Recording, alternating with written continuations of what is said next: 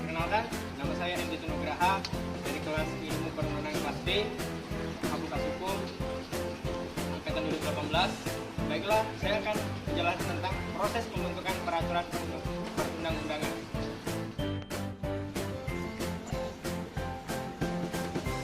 Halo semuanya, balik lagi dengan saya MD Nugraha. Di sini saya akan menjelaskan proses pembentukan perundang-undangan. Proses pembentukan undang-undang adalah proses atau kegiatan yang dilakukan secara berkesinambungan untuk membuat perundang-undangan. Proses ini diawali suatu ide, gagasan oleh DPR bersama pemerintah dan juga DPD sampai tahap pengesahan dan pengundangan. Proses pembentukan peraturan perundangan ini, mekanisme pertama kali itu diundang-undangkan dengan Undang-Undang Nomor 10 Tahun 2004 tentang peraturan perundang-undangan dan kemudian diperbarui menjadi Undang-Undang Nomor 12 Tahun 2011 tentang peraturan perundang-undangan. Oke, adapun skema proses pembentukan peraturan perundang-undangan. Proses pembentukan peraturan perundang-undangan. Yang pertama, perencanaan. Proses perbuatan daftar RUU yang akan disusun untuk waktu 5 tahun oleh DPR dan pemerintah. Yang kedua, penyusunan. Pembuatan naskah akademik, naskah rancangan undang-undang, serta harmonisasi, pembulatan, dan pemantapan konsepsi. Ketiga, pembahasan. Pembahasan daftar inventarisasi masalah rancangan undang-undang. Keempat, pengesahan. Penandatanganan Presiden pada naskah rancangan undang-undang yang telah disepakati bersama antara DPR dan Presiden. Kelima, pengundangan. Penempatan undang-undang yang telah disahkan dalam lembaran negara.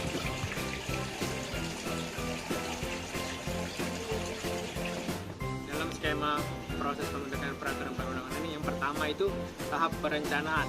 Perencanaan penyusunan undang-undang adalah proses di mana DPR dan pemerintah menyusun rencana dan skala prioritas undang-undang yang akan dibuat oleh DPR dalam jangka waktu tertentu.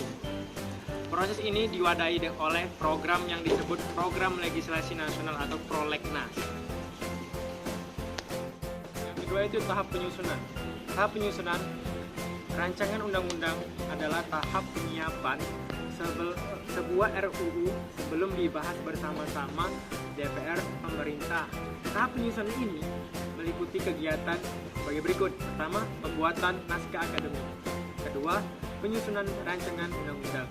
Ketiga, memonisasi, pembuatan dan pemantapan konsepsi. Kegiatan penyusunan sebuah rancangan undang-undang diawali dengan kegiatan pembuatan naskah akademik.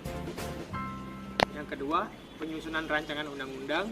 Dan ketiga, harmonisasi, pembulatan, dan pemantapan konsepsi. Sekian. Yaitu tahap pembahasan rancangan undang-undang di DPR.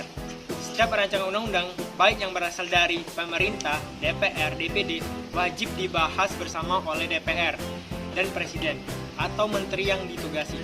Tahap ini disebut sebagai tahap pembahasan.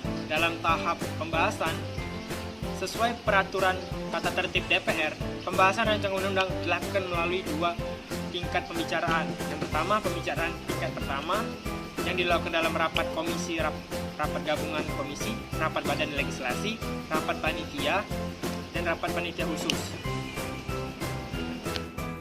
Dan keempat, tahap pengesahan.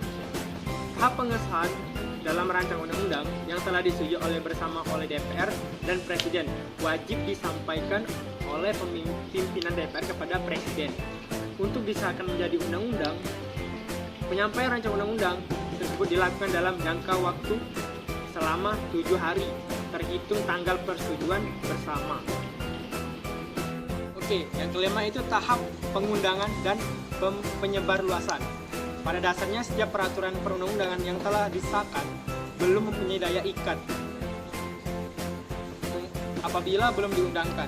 Jadi, oleh karena itu, setiap undang-undang yang telah disahkan wajib diundangkan dalam lembaran negara dan tambahan lembaga negara. Tujuan dari pengundangan ini, tujuannya yaitu agar setiap orang mengetahui peraturan perundang-undangan yang diberlakukan oleh negara. Dengan diundangkan peraturan tersebut, agar setiap orang dianggap telah mengetahuinya.